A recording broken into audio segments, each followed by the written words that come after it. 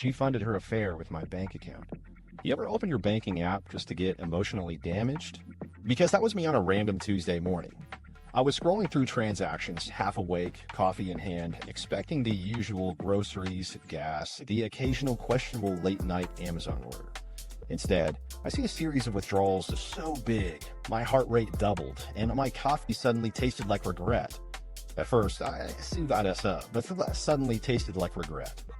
At first, I assumed Russian. He said, what I assumed let her guess. I assumed at first, I did not assume groceries like red. I mean, who spends that much money in 3 days unless they're buying a small island or a spaceship? But no, the app was very sure. Transaction successful, it said, like it was proud of itself. Apparently, my money had decided to pursue its own career path, one involving something called Silverline Consulting Group. Cute name, right? Sounds legitimate enough to trick you for at least 5 minutes. I refreshed the page, hoping the digits might magically realign into something less depressing. They didn't. That's when the sarcasm kicked in to keep the panic from taking over. I thought, okay, maybe my bank account's just networking better than I am. Then came the sinking feeling, the kind you get when someone says, we need to talk, but doesn't specify why. My wife, Lisa, had recently mentioned she was getting involved in a project. I figured it meant yoga, or maybe she was selling candles again. You know, the usual find yourself while convincing others to buy essential oils kind of hobby? But consulting group? That's new. I squinted at the list of payments again. There wasn't just one withdrawal, there were recurring ones, all going to this firm. And a memo line on one transfer said, partnership investment. Excuse me? I'm not a detective, but when your joint account suddenly becomes an angel investor without you signing off, that's suspicious. I marched to Lisa's office corner at home, where she worked so very diligently with her laptop open and her phone always a little too face down. She looked up at me, smile too wide. Hey babe, you look tense. Work stress. Oh, the irony. I asked her casually, hey, quick question, what's Silverline Consulting Group? Silverline Consulting Group. Silverline Consulting Group. Silverline Group. She looked up. For this married the one. What a thing. She looks to Silverline Consulting Group. She looked questioned what's worth it. There's something Craig's working on. Remember Craig? From our old neighborhood? Craig. The guy who thought sarcasm was a personality trait and once borrowed our power washer in 2018, never to return it.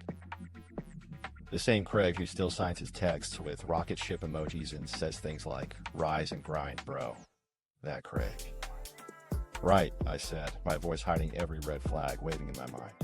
So, my money and Craig are consulting par. My money and Craig are consulting par. Power washery. It's complicated business stuff. You'd be bored. Which, translated from married person to English, means you're not supposed to ask follow-up questions. Well, plot twist, I did anyway. That night, as she hummed downstairs while making her new signature detox tea, I checked our statements again. More transfers. Same name. And the amounts. Increasing like rent in a bad neighborhood? Meanwhile, Craig's Instagram had suddenly gone from laptop selfies at Starbucks to look at my sleek new office, and there it was, the sinking suspicion turning into a solid gut punch of realization. Lisa's new business partner wasn't just getting creative input, he was getting direct deposits from our account. I sat there, staring at the numbers, half wanting to believe there was some rational, innocent explanation. Maybe Craig was mentoring her. Maybe she was being scammed. Maybe the universe just hated me. But deep down, the puzzle pieces started snapping together. Because when someone starts caring too much about their business meetings, comes home smelling like sandalwood and new car interiors, and laughs way too hard at text notifications, you can bet there's more than a budget issue brewing. By the end of that night, I wasn't sure what hurt more, the money that evaporated or the stupidity tax I clearly paid by trusting joint finances. I shut my laptop, leaned back, and said out loud, mostly to the ceiling, guess my wallet's been more adventurous than I have. I didn't know it yet, but that was the start of a double betrayal, one financial, one romantic, both equally expensive. Act 1, the setup. Here's the thing about being married for 10 years. You think you've seen every version of your partner. The sleepy version, the hangry version, The "I just reorganized the pantry for fun" version. You begin to function like a small family-run company built on mutual convenience, light sarcasm, and a shared hatred of subscription renewals. I used to think that kind of security meant stability. Turns out, it mostly meant predictable. Amos, predictable for an fusion. Turns out it mostly meant predictable. Oh, the one runs, even thousand so meager. The same noise wears. Avers and Veered mostly meant predictable. I used to think that predictable mostly. Our life ran on autopilot. I worked a pretty straightforward job in IT, you know. The type where people assume I can fix their Wi-Fi just because I exist. Liked big ideas, hated follow-through, and had a sixth sense for when to pivot her business model the moment our savings account looked too healthy. Don't get me wrong, she was charming. The kind of person who could sell a broken blender as a high-protein smoothie challenge. She could walk into a cafe and have the barista confess their life secrets. That charisma worked great for making friends and, apparently, investors. Our financial arrangement was simple. Joint account, shared expenses, no secrets, at least not the financial kind. I handled bills and taxes because I'm allergic to overdraft fees, and she handled social calendars and pretending we were more interesting than we really were. It worked, until Silverline Consulting showed up to remind me why trust without spreadsheets is a dangerous sport. Looking back, the signs were there like blinking neon. Neon mind. Looking back, the signs were there like blinking neon windshields. Late nights that started as client calls but mysteriously involved candlelight. A new perfume, something sophisticated, the kind you don't wear to Zoom meetings. And that laugh, a subtle, soft giggle that didn't belong to our living room's atmosphere of passive-aggressive Netflix browsing. At first, I brushed it off. I mean, who wants to be that guy? The paranoid husband accusing his wife of financial infidelity because she suddenly discovered a financial infidelity because she suddenly discovered as she suddenly discovered as in love. She never discovered that I was lady just a cat that practice. Only leave we want room that longer the certificates the big and view. I figured maybe she joined one of those women supporting women pyramid things again. At worst, she'd lose a couple hundred to essential oils. At best, she'd get free tote bags. But still, some things didn't add up. Literally. Her consulting work involved frequent lunches, long drives, and the occasional workshop weekend that never produced receipts. And when I teased her about suddenly becoming a boss lady, she grinned, flipped her hair, and said, "Oh, babe, some of us were just born to build empires." Which sounded inspiring, until you realized the empire was built on your debit card. Lisa thrived on reinvention. There was the Etsy candle phase, the handmade jewelry hustle, the short-lived gluten-free blog. Each venture began with a Pinterest board, a monologue about manifestation energy, and ended with me gently suggesting maybe she wait to register an LLC until after the first sale. But Silverline was different. She stopped oversharing. Suddenly, her laptop had a password she didn't remember to tell me. One night, over dinner, I made a joke about her growing mysteriousness. "You've got more secrets than the Pentagon," I said. She laughed between bites of salmon and replied, "Trade secrets, babe." You wouldn't get it. I did what every husband in a long-term relationship does when confronted with mystery and confidence. I smiled, nodded, and silently prayed it wasn't another MLM. Yet, even with suspicion scratching at the back of my head, life carried on as usual. We had our Sunday grocery runs where she'd sneak beauty products into the cart while distracting A into the cart while distracting E. We watched our usual terrible reality show where couples fought about loyalty in front of cameras, and I sat there blissfully unaware that the irony was sitting 2 feet away on our couch. There was one night that really should have tipped me off. She came home late, wearing a silk blouse I hadn't seen before, smelling faintly of expensive cologne that definitely wasn't mine. She tossed her heels by the door, hugged me too casually, and said, "Ugh, long strat. Who winks after a business meeting?" In hindsight, I should have asked that question out loud. Her phone started living face down on tables. Notifications turned into quick, dismissive swipes. When I asked who she was texting, she rolled her eyes like I was interrupting world peace negotiations. "Just work stuff, babe. You get so paranoid sometimes." Paranoid. the word people use right before they get caught being unreasonably suspicious themselves. Friends notice shifts. I didn't. My buddy Mark asked at a barbecue, "Hey man, Lisa's always on the phone these days, launching a startup?" I laughed it off, half proud, half clueless. Yeah, something like that. I think I'm sleeping with the CEO. If only I knew how accurate that joke was. There's an unspoken rule in marriage. When small inconsistencies pile up, denial's cheaper than confrontation, at least initially. I kept convincing myself every ruling on. I kept convincing myself every ruven been wanting room. I kept convincing myself every use veen. Maybe her business partner Craig was actually some middle-aged consultant who used synergy unironically, harmless. But every time I saw her rush out of the house looking too polished for work from home, that inner voice whispered, "You're either married to a genius or a scam artist." And really, both options were equally terrifying. My coworker Sandra once told me, "Men always notice too late." At the time I laughed and said, "Please, I'd notice if something shady was going on." Yeah, that aged well. Turns out, trust and ignorance share a very thin wall, and I've been decorating both sides. One Saturday morning, she sat across from me at breakfast, scrolling on her phone and grinning. I asked, "Something funny?" Without looking up, she said, "Just Craig's new project updates. They're going so well." Craig again. That name was starting to trigger heartburn. I didn't react, just sipped my coffee and wondered quietly how much so well had cost me this week. Still, I wasn't ready to do this this week. I'm ready to do this. Wasn't ready to Still, I wasn't ready to The denial was comforting. I told myself if something serious were happening, she wouldn't be so casual about it. Spoiler, she absolutely would. That morning, as she hummed and poured her second mug of coffee, she looked radiant, like someone living two lives and actually managing both. Meanwhile, I was sitting in my robe, trying to figure out why our online banking app suddenly had more red than a stoplight.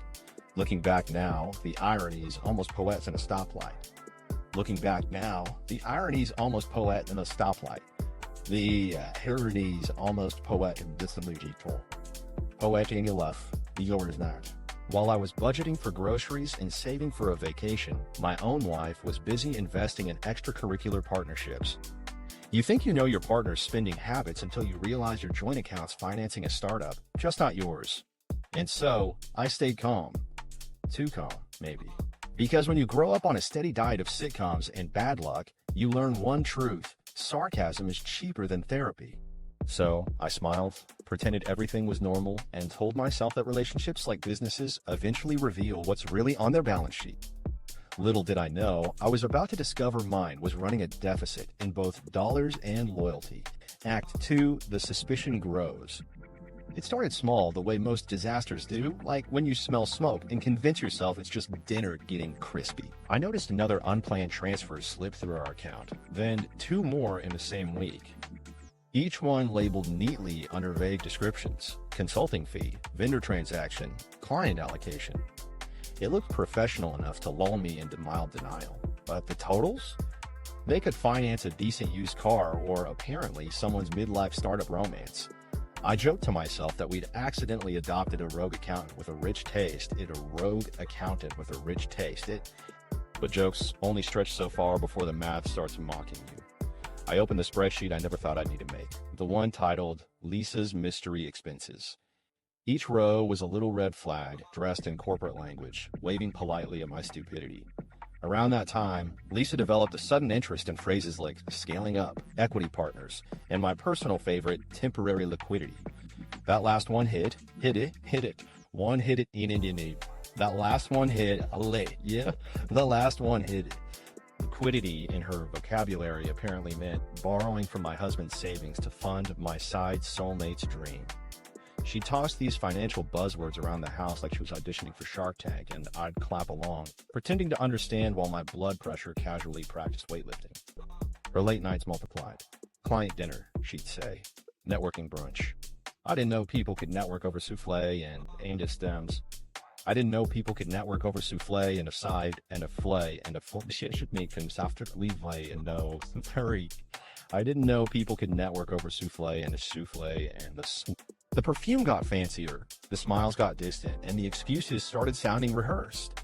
Every time I caught a whiff of that sandalwood cologne hybrid, I swear my debit card flinched. One evening, I came home early from work, hoping to surprise her. Instead, I found her in the living room on a call, voice low, laughing that quiet, flirty laugh, the one she used to reserve for me back when date nights were an actual thing. I stood there for date nights were an actual thing. I stood there or used to reserve for me back when date nights were an actual thing. I stood there for several days. When she noticed me, she jumped like I caught her streaming a soap opera instead of starring in one. "Oh, hey, just talking to Craig about projections," she said, tucking her hair behind her ear like that could hide guilt. "Projecting what, exactly?" I asked, keeping it light. "Revenue," she said too quickly. "For the pitch." The lie hit the air flat, like a balloon that refused to inflate. She smiled, all teeth in tension, then asked if I was in tension, then asked if I was in pension, then asked if I was in tension, then asked if I was in projections. If I was doing it, I told myself to let it go. But curiosity is caffeine for suspicion. I started watching patterns. Calls after 9 p.m., marked in her calendar as strategy sessions. Random receipts for wine bars printed with 2 meals, not 1. I even noticed a charge from a boutique hotel 30 minutes away. When I asked about it, she said team building retreat, right? Because nothing bonds colleagues like separate bedrooms and scented candles. I tried a casual confrontation once, keyword tried. I said, "Hey, our spending's been looking pretty healthy lately. You launching a second company I don't know about?" She froze mid-mascara touch-up and replied, "You think so small sometimes. You really don't get how these things work."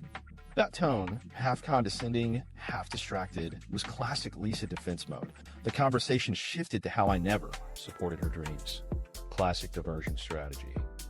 Blinked, nodded, and mentally added one more line to the spreadsheet under Dream Support Fund, unauthorized. There's only so much sarcasm you can layer over reality before it starts to sound hollow. At work, I found myself rereading the same emails, zoning out in meetings, thinking about how my wife's new partner might be browsing furniture with my credit limit. Meanwhile, I was fixing printer jams and debating whether to upgrade our router, basically living the glamorous life of the guy funding someone else's dream. Still, part of me admired the efficiency. She managed to turn emotional manipulation into an expense category. Then came the kicker, a joint card notification for a jewelry store. $3,000. My inner accountant screamed. I waited for her to mention it, maybe hint at an anniversary surprise. Instead, nothing. When I brought it up, she casually said, "Client gift." "For who, exactly?" "For the pitch," she said again. "Symbolic piece, branding vibe." Branding vibe.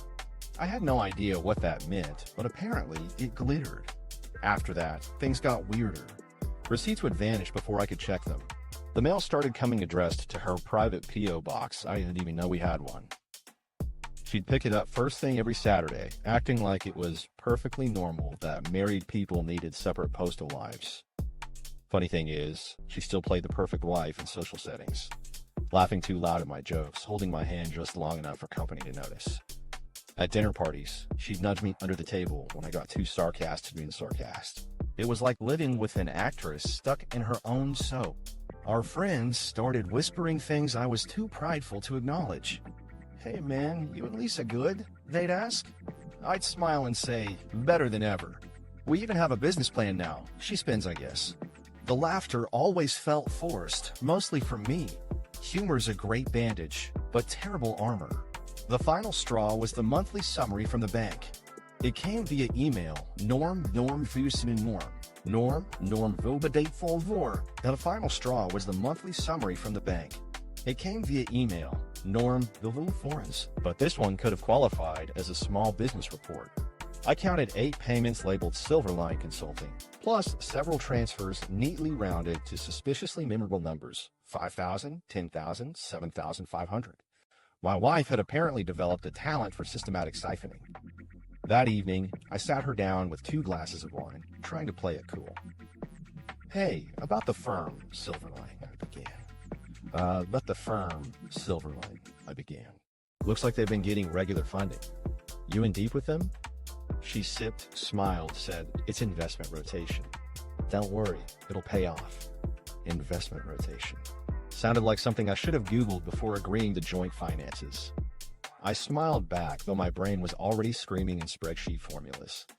That night, when she fell asleep, I watched her phone light up with a message from C.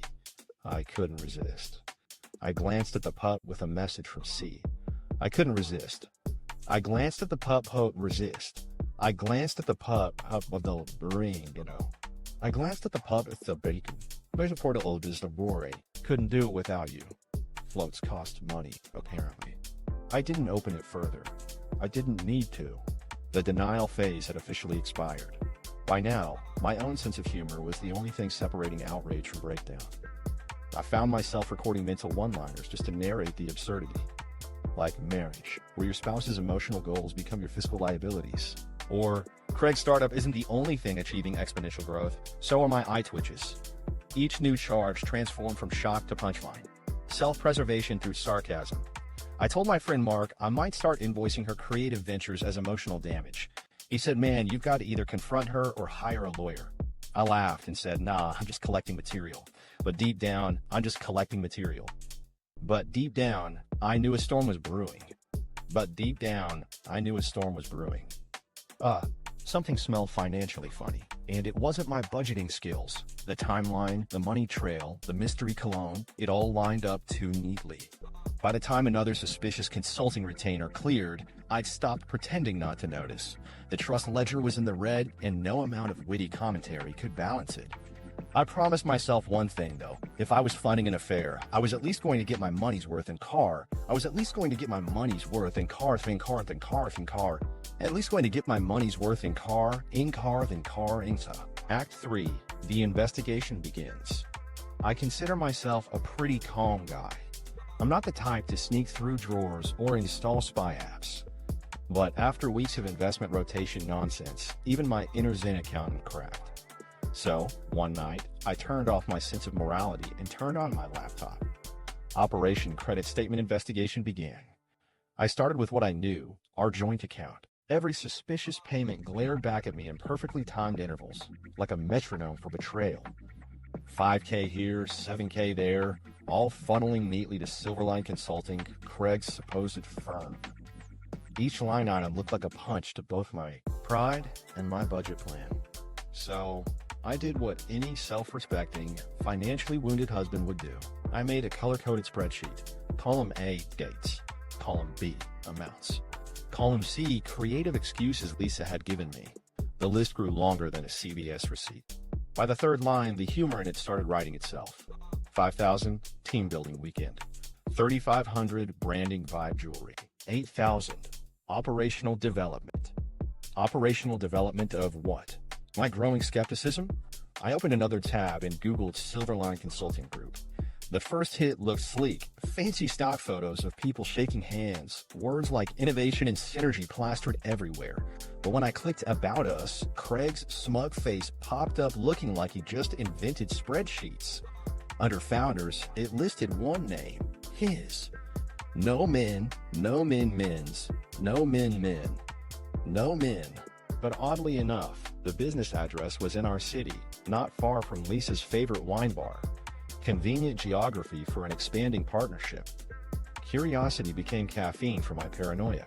I clicked deeper, company registration documents, recent activity reports, contact emails. Then I saw it. The financial filings listed a capital contribution identical to a withdrawal from our account 2 weeks earlier. Seriously? My jaw might have dislocated from how hard it dropped. My money wasn't just disappearing, it was doing startup internships. I laughed. Not a happy laugh, more the kind you let out when life feels like an inside joke you weren't invited to.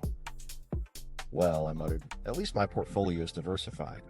Cash, credit, and heartbreak. The next few nights, I turned into a full-time analyst. I combed through receipts like a detective in Dadjed. Each new document painted a clearer picture, and every cell in my spreadsheet felt like another insult wrapped in accounting language. Even my dog started giving me that, "You okay, man? Look." During my research, I stumbled upon Lisa's email on the shared computer. She wasn't exactly a cybersecurity expert, saved passwords galore. I didn't plan to snoop, but okay, maybe I did a little. Inside her inbox were messages from Craig, subject lines like strategy proposal and our next move. Nothing screams romance like poorly disguised business lingo. One email caught my eye. It had an attachment labeled Partnership Overview. I hovered for a solid minute. It felt wrong, but also like the universe had personally CC'd me on nonsense I needed to see. I opened it. Page 1, a neat business plan summarizing projected growth, operations, and assets. Page 2, a breakdown of funding contributions. Under investor support, I saw L. Thompson, Lisa's name, listed beside amounts totaling almost everything missing from our joint account. And next to each contribution line, a signature block that looked suspiciously forged in my name. The document ended with Craig's note, "Appreciate your ongoing trust." Appreciate your ongoing trust. This project means the world to me and to us. To us. I leaned back, staring at the monitor like it had just confessed to a crime.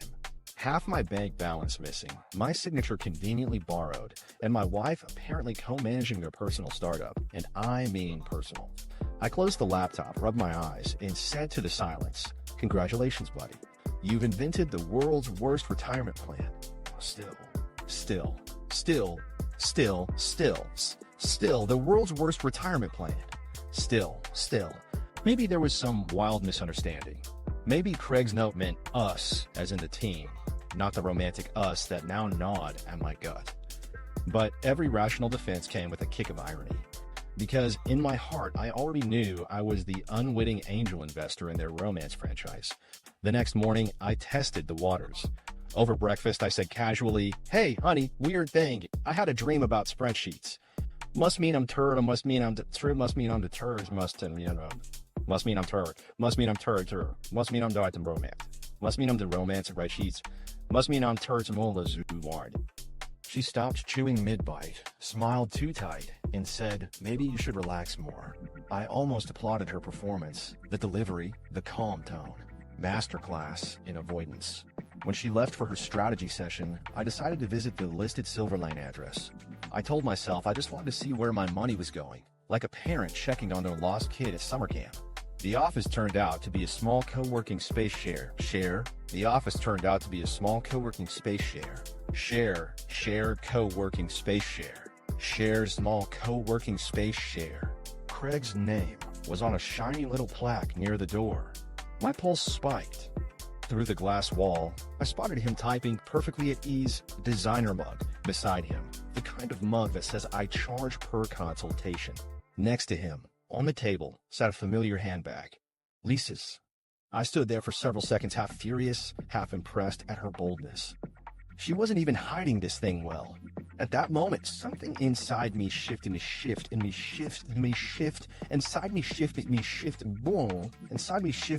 fridge. The moment to something inside me shift before she guts. I whispered to myself, unbelievable. Not even a secret location discount. I didn't go in. What was I gonna do? Storm in and yell, "Hey, you two better invoice me for emotional expenses"? No. I turned, walked away, and swore I'd handle this my way. Quietly, cleverly, like a man who'd seen enough true crime to know impulsive confrontation ends with bad Yelp reviews. That evening, I poured myself a whiskey, opened my laptop, and reviewed my spreadsheet one last time. Every number was evidence, every memo a punchline. I wasn't devastated anymore, just entertained by the sheer predictability of it all. Lisa and Craig thought they were discreet masterminds, but they left digital fingerprints everywhere. For fun, I printed the partnership report and highlighted each line that matched a known transfer. Then I stapled Craig's smug photo from his website to the front page, captioned it, "Corporate Training Advanced Betrayal Metrics." By midnight, I had fully transitioned from confused husband to financial sleuth with a flair for sarcasm to financial sleuth with a flair for sarcasm. A sleuth with a flair for sarcasm. It was documentation. Because if there's one thing cheaters and consultants have in common, it's their love for paper trails. Before bed, I drafted a simple note in my journal. Things I've learned. 1. Never mix romance with returns on investment. 2. Karma accrues interest. Then I closed it, smiled faintly, and went to sleep next to the woman who still believed I had no idea. What she didn't know was that her next quarterly report was already in progress, and this time, I was the one preparing the final audit. Act 4, The Discovery. By the next morning, my curiosity had evolved from mild caffeine jitters to full-blown investigative journalism. I'd confirmed Lisa and Craig were professionally, and let's say creatively, intertwined, but now I needed to see what exactly my dollars were doing while I was paying mortgage and Wi-Fi. So I brewed the strongest coffee known to man, sat down with my laptop, and typed Silverline Consulting Reviews, because you know your day's going south when the first review starts with, "Would have been great if founder didn't run off with investor's wife." Turns out Craig had a history, not of success, but of collecting partners the way toddlers collect germs. The site listed some glowing testimonials clearly written by him under fake names like professional client and satisfied businesswoman. Subtlety, 0 stars. I clicked through his sparse web,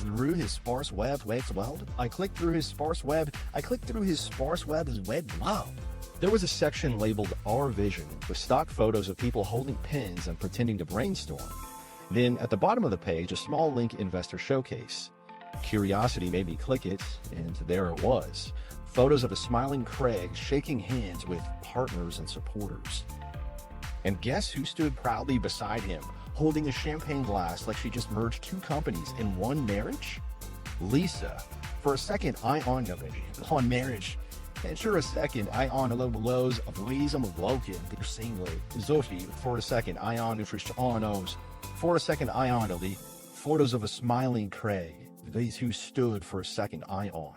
Classy outfits, rented venue, soft lighting. My money looked fantastic in crystal stemware. Under the photo, a caption read, "Our lead investor and advisor, LT." That's when my laugh escaped. Not a bitter one this time, just pure disbelief. Lead investor, funny how being a husband didn't make me an advisor till now. Scrolling further, I found a press release announcing their upcoming product launch pitch. Buzzwords Ev, Buzzwords Eve, Buzzwords Ev, Buzzwords Ev, Buzzwords Eve, Buzzwords Ev, Buzzwords Ev is awards. Buzzwords Ev, Buzzwords Ev, Buzzwords Ev. Revolutionary concept. Sustainable expansion, strategic partnerships. Every phrase screamed scam, wrapped in PowerPoint slides. But the best part? The listed funds raised matched exactly what had drained from our joint account, down to the last dollar. I nearly applauded the accuracy. At least someone was balancing the books. I screenshotted everything, the photos, the statements, the caption calling her an investor. Evidence folder achieved new depths of passive-aggressive organization. Then I opened social media because if karma ever needs a GPS, it starts on Instagram. Craig's page was a shrine to entrepreneurship and delusion. Motivational quotes, monochrome selfies, and captions like, "Dream big, hustle harder." As I scrolled, my sarcasm kept score. Sure, hustle harder with my debit card. Then I found the story highlight labeled law. Inside it, clips of him and Lisa laughing in an office, sitting way too close, sipping cappuccinos like they just closed a $1 billion deal instead of bankrupting marriage trusts. And then the piece de resistance, Lisa leaning against Craig's desk, congratulating him. Couldn't have done it without you, partner. Her smile wasn't business friendly. It was personal, secret, alive in a way she hadn't smiled at home in months. I set the phone, alive in a way she hadn't smiled at home in months. It's funny what breaks you, not the money, not even the obvious betrayal, but realizing someone's joy came from your suffering. Then again, maybe I deserve some blame for funding optimism without checking receipts. So I said it out loud because silence felt too heavy. Well, at least our savings finally appreciated emotionally, if not financially. And they had to confirm that Silverline wasn't legitimate. So I decided to deeper, corporate registry level deep.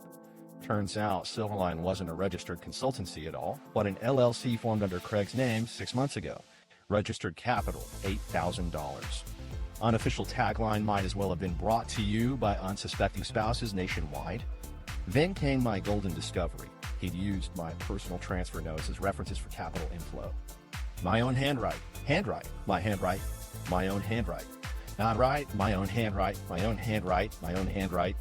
what can you just so on? My own handwrite, registered capital, inflow, my own handwrite, might as well I owe it. My own handwrite used note and registered traces, I muttered, perfect. Not only am I being cheated on, I'm also accidentally compliant. Hours passed. My laptop filled with screenshots, PDFs, even a couple of spreadsheets that could win awards for pettiness. Yet weirdly enough, I wasn't angry anymore. I was entertained, mildly impressed even. The whole fiasco was too absurd to process through rage. It deserved observation and slow-cooked irony. That afternoon, Lisa came home all glowy. She kissed my cheek like she hadn't just embezzled half our marriage. "Good day," I asked, tone casual like someone asking about the weather. "Amazing," she said. "Craig's preparing a big pitch for next weekend. If it works, everything will pay off." Ah, the prophecy fulfilled. I nodded, smiling faintly. "Nice. I'll make sure the investor gets front row seats." She blinked, didn't catch the sarcasm, and hurried off to shower. Probably to rinse the sarcasm and hurried off to shower. Probably to rinse and as the off. And with no tell this more. Probably heard is generally from about said Craig. That startup enthusiasm. While the water ran, I couldn't resist glancing through her purse left open on the chair. Inside, business cards reading Silverline Consulting, Lisa Thompson, partner. Not wife, not co-founder, just partner. And then a glossy brochure for their pitch event next weekend. Invite only, general address, across town at a rented conference hall. That's when the plan solidified. I had to see this pitch first. I had to see this pitch. First hits seemed to share. First, when the plan solidified, I had to see this pitch. First, nothing dramatic, just quiet observation. I'd attend, slip in unseen, and witness exactly how far my money had traveled. Call it quality control. The day of the event, I dressed like any other bored husband dragged to fundraisers. Polo shirt, neutral pants, expression set to mild disinterest. When I walked in, fake investors mingled over finger foods, and a banner declared, "Silverline, shaping tomorrow." I whispered under my breath, more like reshaping my marriage. I spotted her instantly, radiant in a blue dress I'd bought last Christmas. She was chatting with Craig near the podium, both laughing like charisma was currency. My stomach twisted, but my brain, ever loyal to comedy, muttered, "At least my wardrobe's networking too." Then Craig took the stage for his big moment. Light dimmed, slideshow rolled, and he launched into some nonsense about unlocking potential through client synergies. I'd heard less buzzwords in a blender manual, but then he gestured dramatically toward Lisa in the audience. And none of this would be possible without our lead investor and my amazing partner, Lisa Thompson. Applause erupted. She blushed, stood, waved gracefully. I clapped too, softly, ironically, just enough to blend in. Inside, something in me both cracked and laughed at once. Because there it was, the grand unveiling, my wife, publicly honored for financing fame with funds I earned fixing printers. After the speech, she spotted me across the room. For a split second, her face twitched. Surprise, panic, maybe guilt. I raised my cup of champagne, her favorite brand of course, and mouthed, "Cheers, investor." She froze, lips parting slightly, then forced a farting slightly, then forced a farting slightly, She just go faint. No public drama, no shouting. That would have been too easy. Instead, I let the tension hang like fine art. Then, as Craig wrapped up, I slipped out quietly. I had seen enough. Confirmed everything. Driving home, windows down, wind in my face, I felt lighter, weirdly relieved. Clarity, I guess, punches harder than anger. I wasn't ruined, I was informed. And information, as they say, is leverage. That night, while Lisa was still out networking, I transferred our remaining joint funds into a separate account. Locked cards, changed passwords, canceled her access like a polite apocalypse. Every click felt therapeutic. When she got home near midnight, humming to herself, she said, "You left early. Didn't you love it?" "Oh, I did," I said evenly, especially the investor part. "Guess who's the major investor?" Her expression fault. Guess who's the major investor? Her expression fault, and her expression fault is the in faultitude of the Latin. Her patri eric. Her expression fault. Although schools will be Just saying, I replied, handing her a glass of water. If you play the market with my money, I expect dividends. She stared at me, trying to read whether I knew everything. I smiled, calm, almost friendly. Don't worry, Lisa. I saw your big pitch. And I learned something tonight. Diversification isn't for everyone. Then I headed upstairs, leaving her by the kitchen island, surrounded by silence and the faint echo of her own choices. Because finally, I wasn't the oblivious husband financing passion projects. I was the informed observer, quietly amused at how predictable both love and fraud could be. And somewhere, deep in that calm, a single thought made me laugh to myself. Guess who's the major investor indeed? Act 5, the calm before the storm. There's something liberating about knowing the truth, but pretending you don't. It's like living in a sitcom where you're the only one who, it's like living in a sitcom where you're the only one who. Every conversation becomes a punchline waiting to happen. After that night at the pitch event, my emotional chaos quietly downgraded to dry amusement. I wasn't devastated anymore. I was collecting material. Lisa floated around the house like an influencer who just landed a sponsorship deal. She hummed while making coffee, planned follow-up meetings with Craig, and talked about scaling operations like she owned half of Silicon Valley. I played along, nodding, smiling, the perfect picture of clueless support. She thought she had me buried under loyalty and poor budgeting. But really, I was already building my quiet revenge, one account closure at a time. My first move was subtle. I called the bank. Hey, I said with a calmness that would make monks jealous, I'd like to modify access on our joint account. A few clicks and polite confirmations later, her favorite debit card. I pictured her at a cafe, card declined mid-oat latte order, smile. Cracking as the barista said, sorry, it's showing insufficient funds. Poetic Justice Caffeinated Edition. Next, I set up a new account under my name only. Redirected payroll. Shifted savings.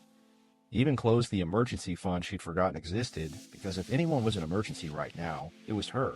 Throughout it all, I kept up appearances, still cooked dinner together, watched shows, threw in the occasional "how's business going, babe" line with the smoothness of an Oscar host. Inside, a quiet thrill kicked in. It wasn't vengeful thrill, just symmetrical satisfaction. She treated our marriage like a venture. I was simply cashing out my shares. One evening, she came home glowing again. She poured us wine, said, Craig's genius. We're finally us wine, said, Craig's genius. We're finally run. We're finally arguably mindfulness. We're finally legend. We're finally leverage. We're finally. I sipped slowly. Eye contacts subtle but razor sharp. Momentum, huh? Hope it's not all downhill. She laughed lightly, missed the barb completely. I mentally scored that as verbal .1 from me. Days turned into small comedic victories. Like the morning she called the credit card company in frustration because her business-related expense got flagged. I casually offered, you want me to look at it? Might be a trust issue. She shot me a tiny glare, half suspicion, half anxiety. I smiled into my coffee. That was the moment I knew I owned the narrative now. Mark, my buddy, was the only one I told. We were at a bar, nursing beers. I recapped everything, her affair, my discovery, and the slow freeze-out operation I was enacting. He stared at me, half impressed, half horrified. You're really calm about this, he said. I shrugged. Anger's inefficient. I prefer Audit, you Audit. But truthfully, there were flashes when I did feel something other than dry comedy. At night, when the house quieted down and ringtone pings carried through walls, I'd stare at the ceiling thinking, this is how people end up bitter, and I refused to pay that emotional tax. So, I kept the humor sharp and the heartbreak procedural. Because when you can't fix betrayal, you can at least manage it efficiently. Part of me even admired her nerve. Lisa broke every rule of subtlety and still assumed I was blissfully unaware. I once watched her rehearse a phone pitch in the living room, all CEO confidence, selling Craig's illusion with the same passion she once used on me. We'll leverage our core audience for exponential scalability, she said. I muttered under my breath, you mean leverage your husband's paycheck for exponential stupidity? She didn't hear me, thankfully. Or maybe she did, but decided self-awareness wasn't in her business model. To keep the show believable, I offered that old-school marital stability, dinners, shared jokes, a casual back rub here and there. I even indulged her nightly updates about Silverline's strategic expansion. The irony made my soul giggle, because every update was her unknowingly monologuing about how beautifully my revenge fund was building my revenge fund was building it at. Then came her big comment, one that sealed my resolve. "You've been so supportive lately," she said one night, genuine appreciation coloring her voice. "It means a lot knowing you trust my vision." I clinked my glass against hers, straight-faced. "I believe in investments that teach valuable lessons." She smiled, entirely missing the message. It was like talking to an actor mid-performance. You don't break character. Still, I wasn't heartless, gents. I wanted her karma to arrive naturally, not through shouting or slammed doors. So I waited, watched, listened. She started talking about Craig's pitch attracting outside investors. I nodded, encouraging. If there's one thing a good con needs to collapse, it's overconfidence. The best comedy writes itself when people flaunt their impending downfall. She'd FaceTime him on speaker sometimes, forgetting I was within earshot. "We might go international," he'd say. "We might go international," he'd say. "We might go international," he'd say. "We might go international," he'd say. "We just need another push from the investor." My inner accountant sighed. "Buddy," I thought, "your investor's running background checks on your optimism." Every sarcastic thought mixed with a touch of curiosity. What would they do when the cash flow stopped? When those rotational funds hit zero rotation? I didn't have to wait long to find out.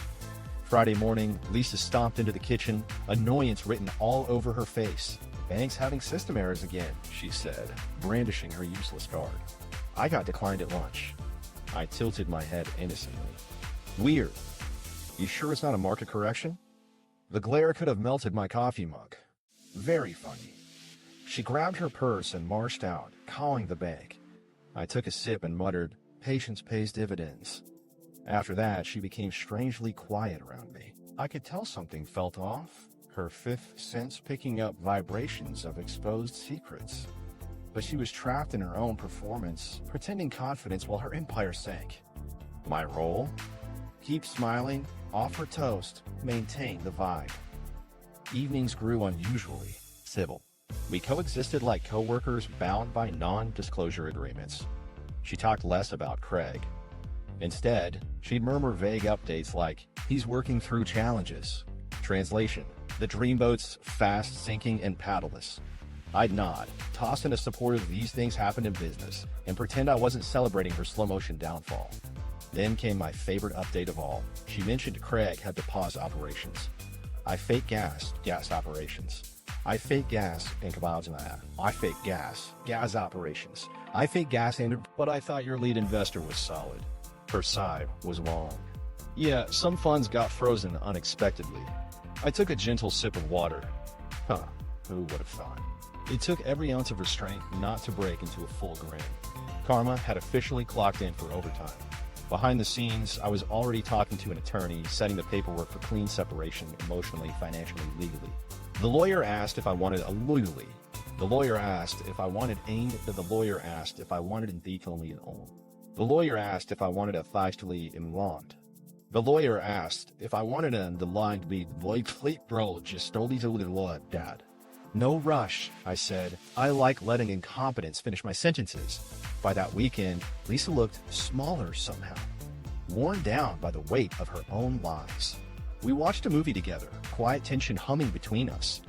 Halfway through, she laughed at a comedy line that wasn't funny, then looked at me nervously. I smiled, serene. Good one, I said, as if we both weren't standing in the ashes of what used to be mutual trust. That night, my sanity restored, and her poetic downfall was unfolding at a speed both tragic and hilarious. I whispered quietly, mostly to myself. At least my money was chasing dreams, unlike me. It wasn't anger anymore, it was acceptance flavored with sarcasm, realism seasoned with dry humor. Whatever storm was coming, I'd already built my shelter. The funny thing about Betrayal? Once the sting fades, the comedy writes itself. And as I drifted off, one final thought tiptoed through my mind. If karma runs on interest, Lisa and Craig were about to experience a very lucrative audit. Act 6, The Exposure. There's something delicious about poetic timing. The same week Craig's operations paused, Lisa decided to host a dinner party to celebrate their success. The irony almost deserved its own dessert course. She sent out invites to a handful of friends, some neighbors, and, naturally, Craig himself, because apparently deceit tastes better when served family style. I remember her telling me over breakfast, it's just a small gathering. You know, to thank everyone for believing in me. I looked up from my cereal and said, belief. Sure, that's what's funding this. She didn't even flinch. Maybe she thought I was jealous. Maybe she thought I was stupid. Maybe she thought I was stupid at how stupid. Maybe she thought I was stupid of Leaf. Maybe she thought I was stupid of hours. Either way, she kept smiling while I quietly planned the grand finale. That week, I played model husband grocery runs, polite nods, and even offered to grill something special. She was too busy rehearsing her toast to notice my unmatched enthusiasm for symbolism. Craig and I are presenting our pitch to an investor next month, she said dreamily. It's all happening so fast. When Friday rolled around, I cleaned up nice, buttoned shirt, calm grin. The house looked like Pinterest and Denial had collaborated. Fairy lights, wine glasses lined up, fancy napkins folded into triangles of ambition. Even Craig showed up on time, the man himself, carrying a bottle of overpriced champagne like it was holy water. Good to see you, brother, he said, extending his hand. I shook it, firm enough to test his circulation,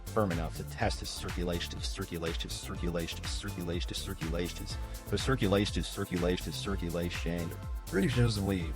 Losing this. That may order, which is the nourish. Investor's more accurate. He chuckled awkwardly, probably guessing I'd cracked a good joke. Not far off, really.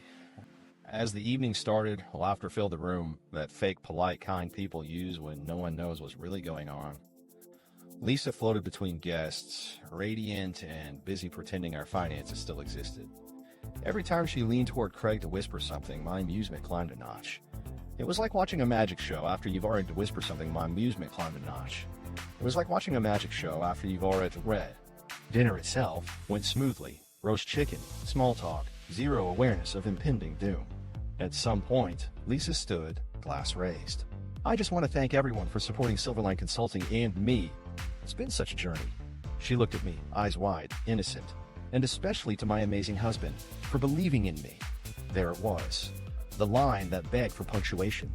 I stood, glass in hand, smiling graciously like I was about to deliver a toast worthy of a wedding speech. You know what, honey? I think I'd like to say something too. The room quieted. Craig shifted slightly, his confidence dimming behind that charming grin. I began softly. You know, the best part about marriage is partnership, especially when both parties are equally invested. Chuckles. And recently, I've learned a lot about investments. I've learned a lot about investment, risk management, and of course, loyalty. It's kind of an undervalued asset these days. Lisa frowned. Babe, I waved lightly, still smiling. No, hear me out. I used to think I was just funding groceries and vacations. Turns out, I was also financing expansion, Silverline Consulting to be precise. A few guests exchanged confused glances. Craig's fork froze midair. Now, I'm not a big player in the corporate world, I continued. But not a big player in the corporate world, I continued. But not a big player in the corporate world, I continued. Warren, nothing was. Well, this is the grocery. Might even be CFO, considering half the balance sheet's mine. Lisa's face drained of color. What are you talking about, she whispered, thin-breathed. Oh, come on, I said with mock surprise. You're the entrepreneur. I'm just the guy who noticed all the partnership payments to a business run by your colleague. My tone was light, conversational, almost cheerful, the kind of calm that makes people nervous. The air tightened around the table. Sudden iron around the table. Set the eyes that are around the table. Craig tried to intervene. Hey, there's been a misunderstanding. Oh, you're right. I cut him off, grinning. I misunderstood that consulting fees meant my money keeping your lights on while you borrowed my wife's free time. Honestly, fantastic branding move. Might even win an award. Lisa's cheeks burned red. You're embarrassing yourself. Maybe, I said, voice calm, but at least I'm not embezzling for myself. Silence rolled, Gilson rolled. Silence rolled, rolled. Lisa, you could practically hear the tension sizzling next to the mashed potatoes. Her eyes darted around the room, desperate for escape. I leaned back, swirling my wine with satisfaction. Then I raised my glass again. Anyway, cheers to new beginnings, and to the investor you didn't see coming. That line hit like a dropped chandelier. A couple of guests froze mid-bite. One guy snorted nervously into his drink. Craig muttered something about needing fresh air, and needing fresh air, and aiming fresh air, and needing fresh air, and Lisa followed after him, stumbling over half-hearted apologies. For a few seconds, the house was beautifully still. I sipped my wine, shrugged, and said to the remaining guests, well, dessert's self-serve. So's moral judgment. Half laughter broke out, those uncomfortable chuckles people give when trying to recalibrate reality. I didn't care.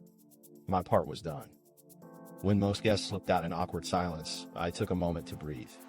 The air had maybe that's what truth does. Clears the room faster than tear gas. Upstairs, I heard Lisa sobbing faintly, probably on the phone with her partner in crisis. I didn't follow. I loaded the dishwasher, humming softly. It wasn't anger anymore, just weird serenity. Sometimes watching the collapse from the sidelines is far better than setting the fire yourself. 20 minutes later, she stumbled downstairs, mascara smudged, voice shaking. How owls? Mascara smudged, voice shaking. How, Lisa, elderly. Wait. Wow. I loaded the dishwasher, smudged, voice shaking. How, ew. Now seeing light, she stumbled down in front of everyone. I looked up from the sink. Me. I just presented the quarterly report. Transparency's part of good business. You ruined everything, she snapped. You humiliated me. No, I said evenly. I just issued dividends in honesty. You did the rest. She glared, then grabbed her bag like she could outrun consequence. I didn't stop her. She slammed the door hard enough to make one of the fairy lights blink out. The fairy lights blink out. For the first time in months, the house sounded right again. Quiet, peaceful, and most importantly, honest. I wiped my hands, poured myself another glass, and raised it toward the reflection in the window. To the investor I didn't see coming, I said softly. Then corrected, smiling. Actually, to the irony I definitely did. The phone buzzed, a text from Mark, heard about dinner. Epic. I replied, legendary. 10 out of 10 nod. 10 out of 10 nod. 10 day. 10 out of 10. 10 out of 10. Nev. Instead of 10 out. As the evening slipped into night, I felt that odd mixture of closure and comedy. Half victory, half exhaustion. I wasn't sure if I'd ever get the money back. Didn't matter anymore. The universe, after all, has an impeccable sense of balance. And watching two con artists implode over the sound of clinking wine glasses? Priceless. Lisa didn't come home that night. Or the next. Craig's business page went offline. His Instagram bio quietly changed from founder to consultant. The only caption he posted was taking time to rebuild. I almost left a comment, start with ethics. By Monday, the gossip had spread across our friend circle faster than an email chain at HR. My favorite message came from Sandra. So Craig was her business partner? Wow, return on investment sure looked volatile. I laughed so hard my coffee nearly spilled. Each notification from the bank confirming account closures felt like a small encore. Credit restored, peace reissued, humor fully vested. With life hands you betrayal, turn it into a business meeting and end with applause. That's my takeaway. As I tidied up the empty glasses and the last bits of catered irony, I realized the night hadn't been a breakdown. It was a performance review. Only one person passed. I looked around at the half-cleared table and whispered to myself, voice low but sure, cheers to the investor you didn't see coming. And for the first time in months, the toast actually felt good. Act 7, The Fallout. The thing about explosions is that the quiet afterward feels louder than the blast. That was a house the morning after my dinner table detonation, eerily peaceful, like even the furniture was trying not to remind me of anything. I woke up to sunlight and an inbox full of messages from people pretending they didn't hear what everyone definitely heard. Mark texted, saw Craig's car leave last night. Guess the merger desage. Desige, the merger desage. Desige, the merger desage. The merger desage, the merger desage. Desire. Guess the merger desage night. Guess the merger desire. I wrote back, hostile takeover. Immediate liquidation. Lisa hadn't come home. Her side of the closet looked like a crime scene, half-empty hangers dangling like witnesses. She took her laptop, the fancy perfume, and mercifully detention. I stood there with my mug of coffee, looked at the empty space where her shoes used to live, and thought, well, at least the closet finally matches the account balance. Around noon, Craig called. That took nerve. Around noon, Craig called. That took nerve called. That took nerve called. That took nerve called. That took nerve. That took nurse. Blend. I answered on speaker mostly for comedic documentation. Hey man, he began, voice softer than a guilty dog. Lisa's really upset. That was unnecessary. Unnecessary? I said. Buddy, you turned my retirement into startup confetti. I was being reasonable. I didn't mean for things to get messy. Messy is salsa on the carpet. This was embezzlement with a side of adultery. He tried the classic deflection about feelings and opportunity. I ended the call with best of luck finding a new investor. Try Tinder Capital. Then blocked his number. Felt therapeutic. The next few days were slow, hilarious unraveling. Turns out Craig wasn't just bad at ethics, he was also bad at business. His grand launch? Canceled. The Silverline website vanished, replaced by a default hosting message that read this account has a C-leg this account, has a mu-leg D, I killed this account, has a gay lot or thing. Thing, headline profession.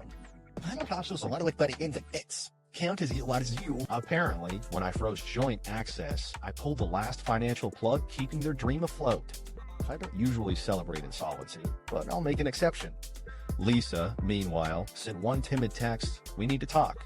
The nerve. After 3 hours of letting it simmer in unread purgatory, I replied, "Talk to your accountant." Then I laughed out loud, alone, in the kitchen. Comedy therapy in its purest form. By midweek, the neighborhood grapevine had achieved Olympic speed. You'd think people tire of gossip, but add betrayal and a public dinner meltdown, and suddenly everyone's an expert in marriage economics. My neighbor Carol dropped off banana bread, just checking in. Translation, she wanted details. I told her, let's just say my portfolio's performing better without emotional liabilities. She didn't blink but laughed politely, which is suburban for I'll be telling everyone at Pilates. At work, things were stranger. People looked at me like I'd survived a reality show elimination. One coworker tried sympathy. I can't believe she'd do that. I shrugged. Believe it, she believed in diversification too much. He didn't know whether to laugh or comfort me, so he just offered coffee, and that was enough. The part that surprised me was coffee, and that was enough.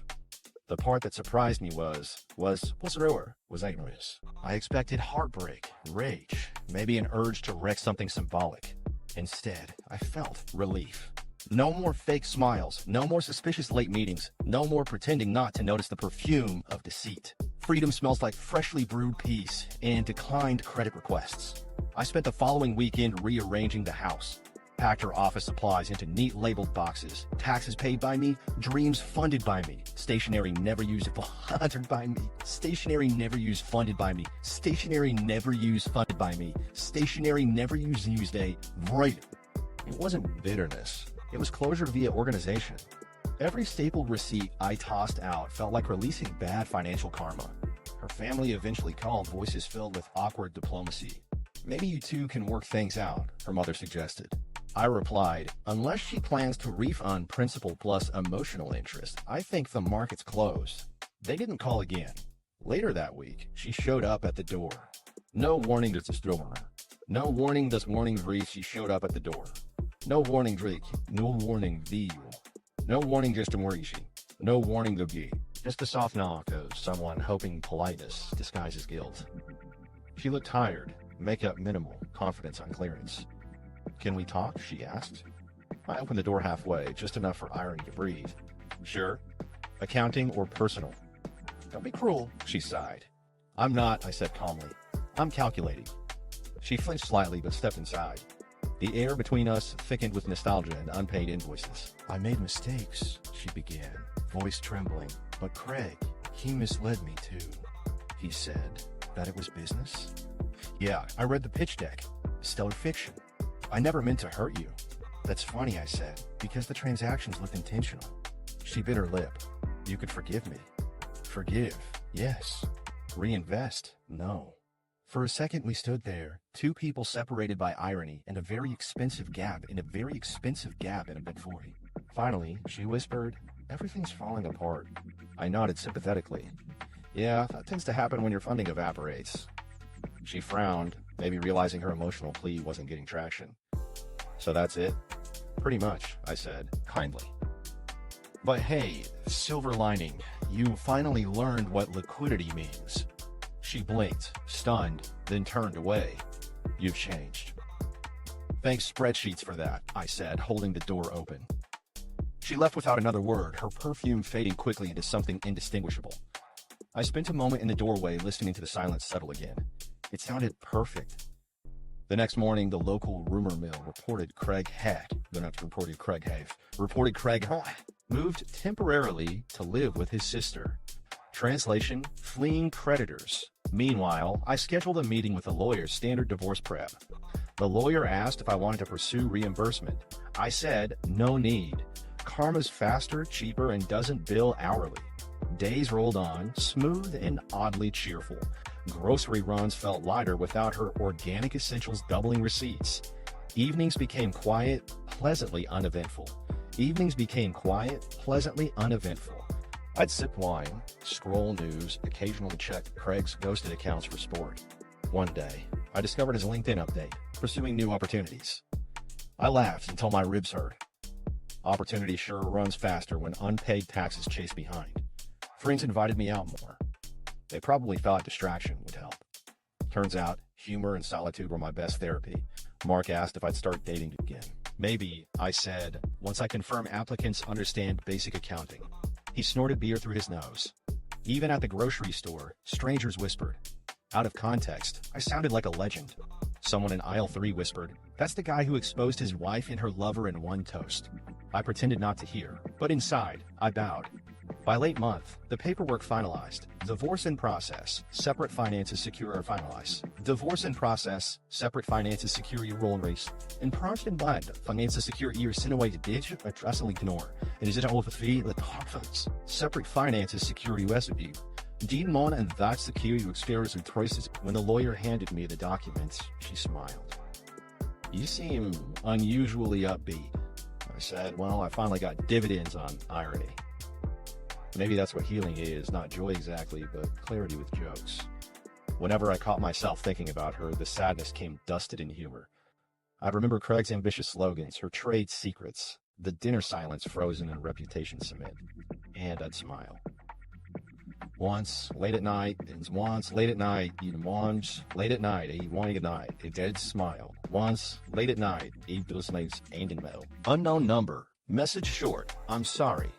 I stared at it for a moment, then typed back, you should forward that to your investors. Hit delete instead of send. No need to relitigate irony. By spring, I'd redecorated the living room. Repainted walls, new plants, replaced her art with my framed highlight of the Silverline investor promo. Yes, I actually printed it.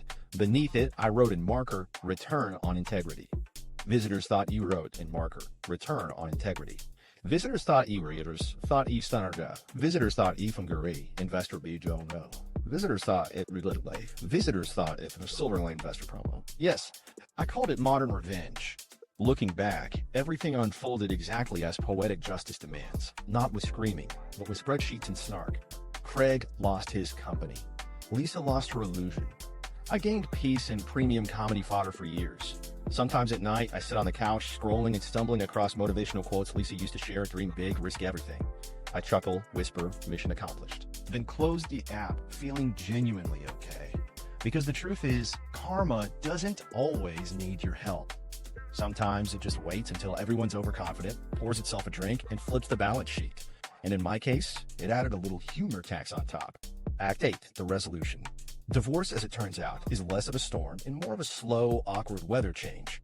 Papers, signatures, lawyers with polite smiles. Every step felt like unsubscribing from a service I should have never signed up for. Lisa tried reaching out a few more times. Voicemails with cracked apologies that sounded rehearsed.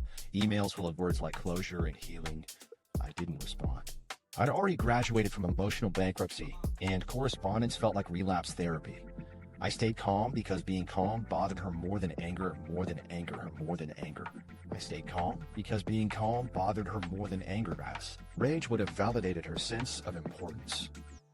Indifference turned her into background noise. The woman who once orchestrated chaos now couldn't even get a reaction. That, my friends, is peak return on investment. My lawyer, sharp woman, excellent sense of humor, said, "You're one of the easier clients I've had. No yelling, no crying." I smiled. No debts. That helps. Lisa walked away with her share of what remained, which wasn't much. Karma had already handled most of the liquidation. There was no dramatic courtroom scene, no angry exchanges. Just two people sitting across a polished table, politely formal, as if discussing weather patterns. When the judge asked if reconciliation was possible, I said, "We've reached an amicable fiscal conclusion." Even he cracked a smile. Lisa wouldn't look directly at me, cracked a smile. Lisa wouldn't look directly at me. Maybe guilt, maybe embarrassment. She kept fidgeting with her pen, like signing the papers might cause emotional side effects. When it was done, she stood, whispered, "I wish things were different." I replied lightly, "So does my accountant." Closure, stamped, and notarized. After that, peace grew steadily in increments, like interest in a long-forgotten savings account. No more anxiety notifications from the bank, no more waiting for the next excuse disguised as ambition. The silence in the house was heavy at first, then strangely comforting like quiet applause from the universe. I took small victories where I found them. Sold her office chair on Marketplace, deleted the shared calendar labeled Silverline strategy calls, made pancakes on Sunday mornings without anyone commenting on carbs. Every tiny act of normalcy felt like a dividend of humor paid out in serene episodes of solitary contentment. People love to ask if I miss her. I usually pause for dramatic effect, then answer. I usually pause for dramatic effect, then say, "You ever miss a virus after deleting it from your computer?" It's not cruelty, it's perspective. You can appreciate an experience and still be grateful it's over. Mark convinced me to take a short vacation, a reset trip, he called it. So I did. Packed light, flew somewhere warm, sat on a beach chair watching waves behave exactly as expected. No red flags, no fine print, just smooth rhythm. I toasted the ocean quietly to stability, something consulting companies could learn from you. Even on that trip, the irony followed ode non-leading on. Even on that trip, the irony followed ode, irony followed ode. Loaded gay death. My credit card bill came in, balanced, clean. For the first time in years, there were no surprise transactions. I laughed so loud the bartender looked over. "Good news?" he asked. "Excellent," I said. My money finally stopped dating other people. When I returned home, I decided to clean out the drawer where Lisa kept business folders. I found her business cards, glossy, embossed, full of empty confidence. Silverline Consulting, lead consulting, Lee. Silverline Consulting, lead it became the Silverline Consulting, Lee Slep Winkens. I was all the glad to laugh. Beneath that, an old sticky note in her handwriting. "Trust is the foundation of growth." Oh, the irony. I kept the card, though not out of sentiment, but as the core. It's taped above my desk now, labeled cautionary branding. Then there was Karma's Encore performance. 2 months after the divorce finalized, I got a letter from a collections agency addressed to Lisa Thorne, formerly Thompson. Apparently, Silverline's unpaid balances had him. I read the notice twice, not out of shock, but pure admiration. The universe evidently still had a sense of humor. I could have reached out. I could have gloated. Instead, I poured coffee, leaned back, and raised my mug to poetic symmetry. No need to interfere with natural justice. Some people pay tuition to learn lessons, others pay via direct debit. Friends eventually stopped treating me like a fragile widower of fidelity. The jokes returned, you named. The jokes returned, the jokes returned. At barbecues, they'd nudge and say, "Careful, man, don't let anyone pitch you new ventures." I'd raise my glass and reply, "Not unless it includes pre-approved ethics." Laughter restored equilibrium faster than therapy ever could. Every now and then, people ask what I learned from it all. They expect profundity, something soulful about forgiveness and resilience. I disappoint them every time. I learned passwords matter, I say, and maybe keep romance and return on investment in separate accounts. It's not deep, but it's honest. Life settled into routine again. Peaceful, unambitious, gloriously predictable. No sudden projects, no joint anything. When bills arrived, I paid them without cross-referencing motives. Sunset walks replaced spreadsheet audits. The dog stopped side-eyeing me during budgeting sessions. That's progress. One evening, I was flipping channels when a local business segment aired a short about failed startups. Guess which doomed venture headlined the montage? Silverline Consulting shut down due to insufficient funds. The reporter's tone was somber. Mine wasn't. I nearly spilled popcorn laughing. The poetic justice was immaculate. Lisa's face appeared briefly in the background of a stock image from their pitch event. Eyes bright, ambitions higher than ethics. Then the reporter transitioned to the next segment, a bakery fundraising for expansion. I chuckled. Now there's an investment model I could support. Flour, not fraud. Moments like that remind me humor really is the best revenge. Not pettiness, not bitterness, just calm amusement at how the cosmic spreadsheet eventually balances. I didn't need to ruin her life. She built that infrastructure herself. I just audited it with Impin. With Impin after herself. I just audited it with Impin. With Impin. I just audited it with Impin. No options. Now, on quiet nights, I sit with a drink, scrolling through potential vacations I can actually afford because what a novelty, my funds stay where I put them. Sometimes my phone buzzes with stray messages from old acquaintances asking how things turned out. I usually reply, invested in myself. Best ROI yet. Every scar has its punchline, and mine is simple. Love's priceless until it starts generating invoices. Then it's just bad at back and junsuk. It's just bad at look. Cow cows until concerning civil than that cunt. I guess it's bad at cow. However, because bad account. It's just bad account because people try to wrap betrayal in tragedy, but I prefer logic and laughter. They last longer and cost less. So that's my final audit. Calm heart, stable finances. One funny cautionary tale circulating quietly through the neighborhood grapevine. Everything else? Written off as educational expenses. If you've ever financed heartbreak unintentionally, don't worry, the universe keeps receipts. Give it time, stay amused, and it'll refund what really matters. Your peace, your dignity, and your humor. As for me, I closed the books on Lisa and Craig, filed the chapter under lessons learned, and labeled the folder Do Not Reinvest.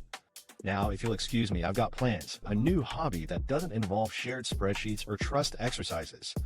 Because the only consultation I'm funding these days is with my bartender, and unlike my ex, he gives great ROI in laughter. Act 9, the comedic payoff. Post-scandal life had a weird rhythm, half sitcom, half cautionary documentary narrated by sarcasm itself. The neighborhood had officially nominated me as their unofficial expert in both betrayal recovery and financial hygiene. At grocery stores, people whispered with the enthusiasm usually reserved for winning lottery tickets. That's the guy I overheard once near the frozen food aisle. The husband who exposed the business affair. I wanted to correct her grammar, but I figured the legend sounded funnier unedited. 3 weeks after the divorce, reality felt oddly peaceful. Bills got paid, silence stayed loyal, and my sense of humor reached retirement-level maturity. The great emotional audit was complete and balance restored, but apparently the universe wasn't done turning me into entertainment material. One afternoon, I stopped at the coffee shop Lisa and Craig used to haunt for their strategy sessions.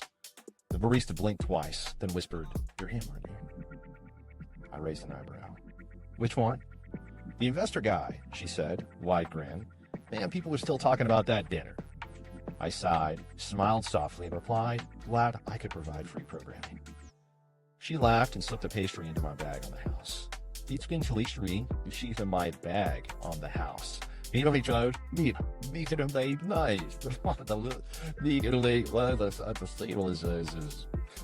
programming. So the provider surreal, but I wasn't complaining. Free croissant beats closure any day. That flaky, buttery pastry tasted better than therapy. It was karma in puff pastry form, a real-world dividend. My reputation grew legs. A local Facebook group even posted a thread titled Financial Infidelity, Lessons from a Real Investor. There were over 200 comments, half supportive, half wild theories about how I planned everything for revenge. For revenge. I didn't correct anyone. If people wanted to think I was some calculated genius of poetic justice, I let them. Beats, heartbroken husband who cried, an accountant. Speak. Mark, my eternal hype man, started naming cocktails after my saga. "You've got the investor's revenge," he told the bartender one night. Gin, tonic, and a splash of irony. The bartender deadpanned, "You want 2 straws? Or are you solo investing, E?" The bartender deadpanned, "You want 2 straws? Or are you solo investing, E?" You show. Or are you solo investing? Eat blind. Wait, the bartender deadpan miss. What? Perfect applause track. Occasionally, I'd see Lisa's name pop up online, half-hearted apologies disguised as motivational quotes. One read, "Sometimes you lose everything and find yourself." I hit like, mostly because the algorithm appreciates closure. Underneath, someone commented, "Or you lose everything because you found someone else." I didn't write it, but I wish I had. Life, meanwhile, demanded new hobbies. I downloaded a dating app, though calling it that's generous. It was more like a comedy show with participation. One woman wrote in her bio, "No drama, no exes, no shared accounts." I swiped right out of pure respect. First date, a teacher named Claire who laughed at my story like it was stand-up. "You exposed your wife at dinner?" she asked between giggles. "With her boyfriend there?" "Technically business partner," I corrected. "She raised was just partner," I corrected. "She raised business partner," I corrected. She raised Bob wanted she region. "Technically business partner," I corrected. She raised. I nearly choked on my drink. 10 minutes in, we were already ranking breakup absurdities like award categories. I told her mine was best financial plot twist. She won most creative exit text. Compatibility achieved through mutual damage control. After that, I stopped calling it recovery. Since rerouting. Life continued, steadily hilarious. I hosted poker nights again, something Lisa used to criticize as unproductive socializing. My friends renamed it Returns on Investment Club. Every hand came with a side of sarcastic commentary. "What's your buy-in?" Mark would ask. "Emotional stability," I'd answer. Occasionally, the universe threw me Encore comedy bits, like Craig's attempt to reinvent himself as a motivational coach. His YouTube channel surfaced titled Rebuilding After Setbacks.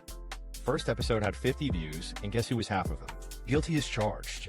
He ended his monologue with, "Sometimes people wrong you, but forgiveness frees your soul." I raised my glass to the screen, and accountability frees your credit. Even my mom, bless her patient heart, got in on the jokes. She mailed me a mug that said, "#1 investor in myself." I used it daily. It felt poetic. She'd call weekly asking if I'd learned anything deeper. Of course, I'd say, compound humor always yields positive growth. The town gossip grew background noise. Then, miraculously, it quieted. Scandal fatigue hits even the most dedicated spectators. My story became folklore, a neighborhood myth with punchlines, depending on who told you're not. Punchlines depending on who told they. In Maya the Tolomor, Biglo Dildad, Vedabo, Big got the salt leaving the full of the batch to good top. Some said I caught them mid-affair with forensic accountants. Others insisted I hacked their phones. No version had the dull truth of reality, so I let myth win. One day, karma served dessert. While scrolling news headlines, I saw it. Former Silverline consulting founder fined for tax misreporting. The photo? Craig, doing his best to reform the visionary face. The article detailed late fees, asset liquidation, and a pending investigation in pending investigation in London. The article detailed late fees, asset liquidation, and a pending investigation in. I hummed, delight quiet but sincere. The irony practically sang. I texted Mark. Silverline hit redline. He wrote back. Universe audited him too. By then, I'd moved apartments. New view, simpler place, walls light-colored enough to forget the past. Like the ending of a sitcom that got canceled, but still trends and reruns, I said. Weirdly satisfying. Sometimes I did wonder if Lisa ever laughed about it all. Maybe not yet. Maybe someday when the sting dissolves, she'll appreciate the humor in crashing a scam with fine dining. I imagined her somewhere seeing that same headline about Craig and whispering, "Well, guess I was the beta test." That mental image alone carried enough comedic mercy. That mental image alone carried enough comedic mercy. Maybe somebody won't guess one of those roared vents off a dodging. But the middle-verse, which needed months of comedic merciless. On quieter evenings, I'd share fragments of the absurdity online, without names, just narratives. Post like pro tip, if your spouse starts using words like synergy and scalability, check your balance first. They blew up. People laughed, empathized, overshared their own consulting tragedies. Suddenly, I wasn't the victim, I was a genre. Someone commented, "This story healed me through laughter." That stuck. Maybe that was the real payoff, not revenge, not justice, but turning personal disaster into communal comedy. A cosmic refund in amusement value. A year later, I got invited to a local story night themed lessons learned. My friends insisted I perform. I started with, "Hi, I'm the guy whose marriage doubled as venture capital." The crowd roared. I described spreadsheets as emotional support pets, bank apps as dating detectors, and ended with, "Moral of the story, love responsibly, audit frequently." They gave a standing ovation. I bowed, thinking maybe closure really does sound like laughter. Walking home after that event, lights blurring against the calm night, I realized that the final stage of recovery isn't forgiveness, it's comedic timing. I wasn't healing anymore. I was healing anymore. I was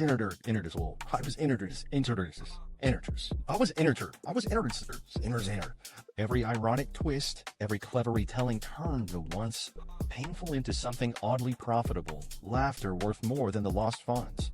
At home, I poured a drink, looked out over the city, and toasted the skyline. "To partnerships that end profitably," I said. The wind didn't reply, but a neighbor's light flicked on as if the world chuckled back. My phone buzzed Mark again. "So, when's this sequel?" I grinned, typing working title. My grinned, working title. My goodbye. My grinned, typing working title. My guilty. Karma, clearly, had a solid writer's room. I sat back, satisfied that the universe had balanced its spreadsheets in full comedic order. Heart repaired, humor intact, finances thriving. The moral? Maybe nothing profound, just good accounting. Don't co-sign love without reading the terms. And as the night settled soft and quiet, I laughed once more, genuinely. Because sometimes surviving isn't about drama or revenge. It's about perfectly delivered punchlines after chaos. That's my happy ending. No bitterness required. Only balance, banked peace, and an unlimited supply of irony dividends. A few months after the final paperwork, I thought the saga had finally faded into background comedy. Then, one ordinary afternoon, I saw an ad pop up watching cat videos online. Silverline Consulting shut down due to insufficient funds. I almost snorted coffee out of my nose. The poetic perfection of it all was too good. My former investment, both marital and financial, had officially gone bankrupt. No mergers, no returns, just an elegant collapse under the weight of its own irony. I stared at the screen for a long second, half expecting a dramatic background music. Instead, just silence, and the faint echo of my laughter. For months, I'd wondered if Karma truly carried invoices. Turns out, it even issues press releases. That night, I screenshotted the ad and sent it to Mark. Caption, ROI confirmed. He replied within seconds, "Guess your shares are officially liquidated." We both laughed, long and loud, the kind of laughter with the legal. The kind of laughter leaves beyond the caption of laughter, the replay for former vegetable. The kind of laughter leaves motivations, though falls into bad punchlines. Humiliation from that dinner, the betrayal, the spreadsheets, it all dissolved into harmless absurdity. Later, sitting on my balcony with a drink and the city humming below, I thought about how strangely symmetrical life can be. The bank accounts closed, the headlines written, and all that was left was calm appreciation. I started this story as a man confused about missing money. I ended it with a better balance sheet and missing money. I ended it with a better balance sheet and ended it with a better balance sheet and ended it with a better balance sheet and knowledge lab written. The better balance sheet and knowledge stand of an idol. Ended it with a better balance sheet and that only intelligence merciful. I ended somewhere. Lisa and Craig might still be figuring out their next venture. Hopefully one that doesn't involve investor fraud by marriage certificate. My phone buzzed. Another message from Mark. "So what's the moral here, Professor?" I typed back, "Always read the fine print in love and contracts." Then paused, adding, "And if someone calls it consulting, check your balance first." I chuckled again, closed the chat, and watched city lights shimmer like kwai. Maybe that's what closure really is. Not forgiveness, not even satisfaction, but that moment when life's absurdity finally entertains you instead of hurts you. So here's my final toast to Karma's impeccable accounting, to laughter that pays interest, and to every story that collapses exactly on schedule. And if anyone out there has ever unknowingly funded an affair, take comfort. You're not alone, and the universe keeps the best ledgers. And if you liked this story, tell me your version of investment heartbreaks down in the comments. Or if you're ready for another round of beautifully dysfunctional drama, stick around. The next story proves irony never sleeps.